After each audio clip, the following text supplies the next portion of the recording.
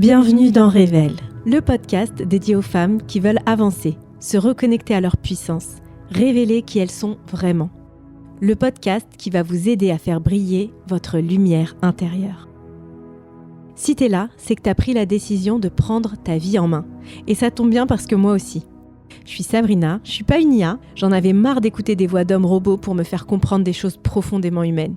En écoutant quelques podcasts, j'étais certaine que ces audios avaient été en plus conçus par des hommes. Prête à te lancer dans la reconquête de toi, de ta véritable toi.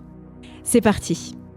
Aujourd'hui, j'aimerais qu'on prenne un moment ensemble pour parler d'un sujet que l'on sous-estime tellement, un sujet qui peut changer, un sujet qui va littéralement changer ta vie si tu commences à le comprendre, même un petit peu. Aujourd'hui, on parle de ton temps, de ton énergie, la chose la plus importante de ta vie, la plus précieuse et qu'on néglige tellement. Cette ressource invisible dont tout le monde veut un petit morceau, mais dont trop peu de femmes se sentent vraiment propriétaires. Parce que oui, ton temps est précieux. Et pourtant, combien de fois tu t'es retrouvée à le donner sans réfléchir, à le gaspiller pour faire plaisir, pour pas vexer, ou simplement pour pas déranger. Comme le disait Khalil Gibran, c'était un poète, philosophe, peintre et penseur libanais, le temps n'est pas quelque chose que l'on peut perdre ou gagner. Le temps est ce que nous faisons de nous-mêmes. Aujourd'hui, je veux t'aider à faire de toi une priorité, sans culpabilité, sans t'excuser, juste avec amour pour toi. Et tu sais pourquoi ? Parce que j'aimerais vraiment que tu comprennes, comme moi je l'ai compris et intégré il n'y a pas si longtemps que ça, tu es la personne la plus importante dans ta vie. Tu es la personne la plus importante dans ta vie. Je vais te dire par où commencer pour reprendre possession à 100% de ton temps, pour en prendre soin et pour l'investir. Première étape, on va identifier où et comment tu perds ton temps. Tu sais, le temps, il se perd pas d'un coup. On se réveille pas un matin en se disant « Voilà, j'ai perdu 6 mois de ma vie ». Non, le temps, il se dilue lentement. Il s'effrite dans de petites choses, de petits gestes, de petites obligations qu'on croit normales et qui deviennent en fait machinales, automatiques. On s'en rend même plus compte. Tu perds ton temps quand tu scrolles des heures dans ton lit, aux toilettes, sur ton canapé le soir. Tu perds ton temps quand tu dis oui à quelqu'un pour faire quelque chose alors qu'au fond de toi, t'as pas envie. Tu perds ton temps quand tu t'épuises pour un travail qui ne te plaît pas, ne te correspond pas et dans lequel tu n'es pas valorisé. Tu perds ton temps quand tu fréquentes des personnes qui ne t'apportent rien, qui parlent que sur les autres, qui parlent que de problèmes, qui créent des conflits, qui n'ont pas de perspective d'évolution, pas de perspective de réussite et en fait te tirent toi-même vers le bas. Tu perds ton temps quand tu passes des heures au téléphone sans réel but précis, juste pour parler, pour commérer. Tu perds ton temps quand tu veux être disponible pour tout le monde, tout le temps. Et surtout, tu perds ton temps quand tu t'oublies. Et tu veux savoir ? Moi aussi, tout ça, je l'ai fait. Des journées entières à courir, à me dire qu'une journée n'était pas suffisante pour faire tout ce que j'avais à faire. Des journées à répondre aux autres, à m'éparpiller et à faire des listes interminables de choses à faire. Et le soir, j'avais la sensation lourde en fait d'avoir fait beaucoup, mais au final d'avoir rien fait pour moi. La vérité, c'est que ton temps, il te glisse entre les doigts à chaque fois que tu ne t'écoutes pas. À chaque fois que tu t'imposes des obligations qui ne te nourrissent pas, qui ne t'appartiennent pas. Ton temps, il te glisse entre les mains à chaque fois que tu t'effaces pour pas décevoir les autres. Et c'est là que tout commence, la prise de conscience. On ne peut pas protéger son temps tant qu'on ne voit pas où il disparaît, comment on le dépense. C'est comme l'argent, mais le temps, c'est plus important que l'argent. L'argent, si tu le perds demain, tu peux te refaire, tu peux récupérer le double l'année prochaine, créer de nouveaux business, travailler, vendre tes biens, ta voiture, tes vêtements. Mais le temps perdu, le temps qui passe lui, en fait, il est perdu à tout jamais. Je me suis posé la question, pourquoi on a la tête dans le guidon ? Pourquoi on perd notre temps facilement ? D'où ça vient ? Et en réalité, si tu donnes ton temps trop facilement, c'est pas de ta faute, c'est pas un défaut, c'est pas une faiblesse ou un manque d'organisation. C'est juste un héritage, surtout pour nous les femmes. Et c'est pour ça que ça me tenait à cœur de faire un podcast pour les femmes. On nous a appris à être disponible, à être serviable, à être arrangeante, à dire oui par politesse, à penser aux autres avant soi. Et petit à petit, on a cru que notre temps devait être offert, gratuit, partagé, cédé, comme s'il n'était pas vraiment à nous. Mais aujourd'hui, j'aimerais vous partager ce que j'ai découvert et ce que j'aimerais vraiment du plus profond de mon cœur que vous compreniez toutes. Notre temps, c'est notre vie. Pense à une journée où tu t'es senti vidé, épuisé, épongé par les autres. Tu connais ce sentiment où tu te dis t'as plus de batterie, plus d'énergie. C'est pas que tu avais trop de choses à faire, c'est que tu t'es oublié dans cette journée. Tu t'es oublié. Tu as le droit et même la responsabilité de choisir où va ton énergie, où va ton temps, et de décider de stopper net ce qui te fait les perdre. Parce que ton temps, c'est ta richesse personnelle. Ton temps, c'est ta vie. Allez, il est temps de sortir ton téléphone, un papier ou un stylo. Perso, moi je préfère papier-stylo, j'ai un petit calepin. Et de faire ton état des lieux. Note simplement dans quoi tu penses perdre ton temps.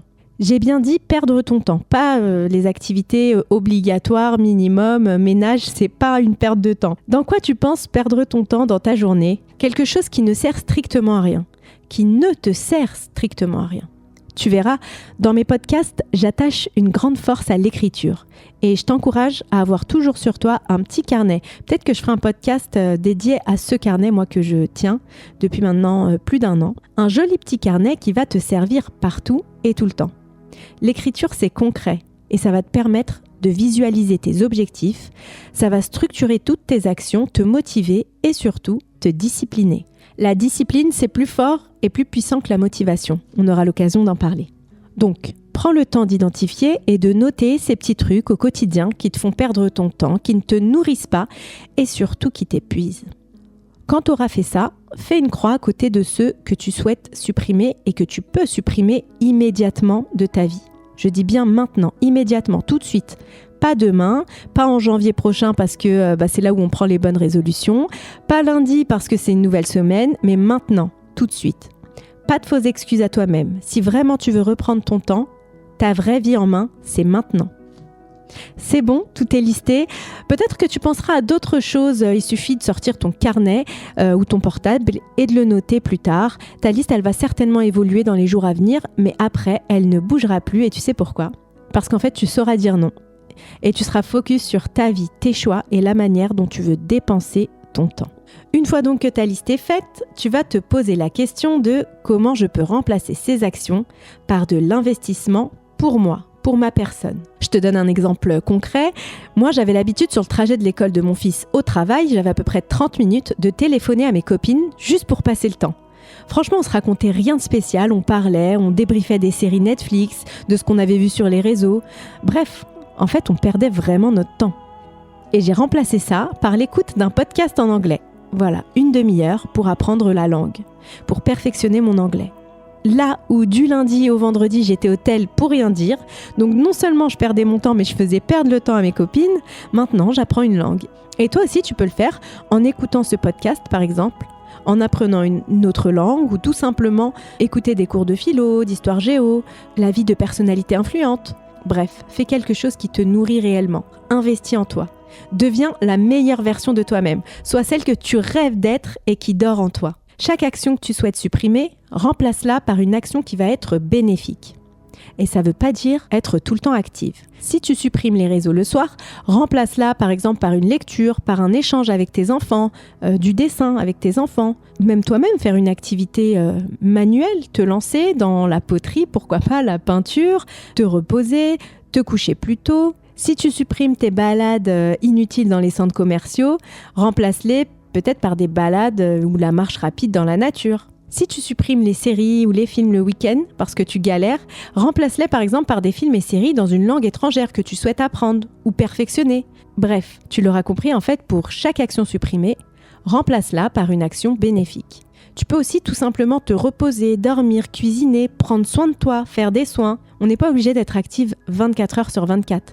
Il y a des moments où on peut juste rester là, consciente du moment présent, respirer, méditer, écrire, faire des projets, les écrire dans le carnet. Et c'est ça, profiter et être propriétaire de son temps à 100%.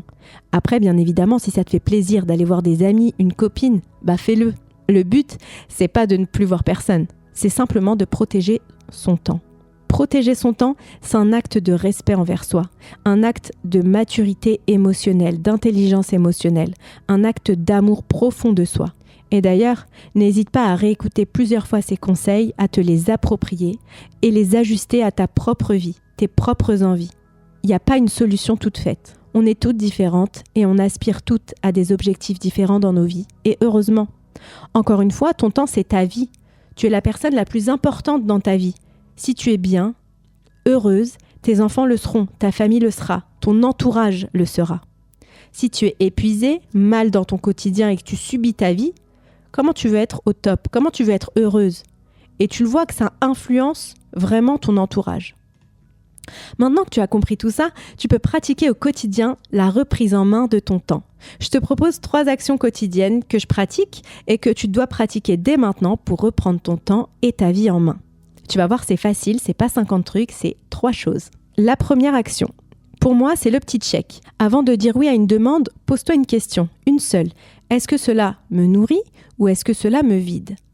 Alors me nourrit, ça veut pas simplement dire un retour obligatoire des choses. Ça peut être me nourrir de satisfaction ou je suis heureuse de rendre service. Voilà. Est-ce que je le fais avec le cœur ou est-ce que mon corps me crie de ne pas le faire? Et si ça te vide, que ça ne te fait pas plaisir de dire oui, alors c'est pas oui, c'est non.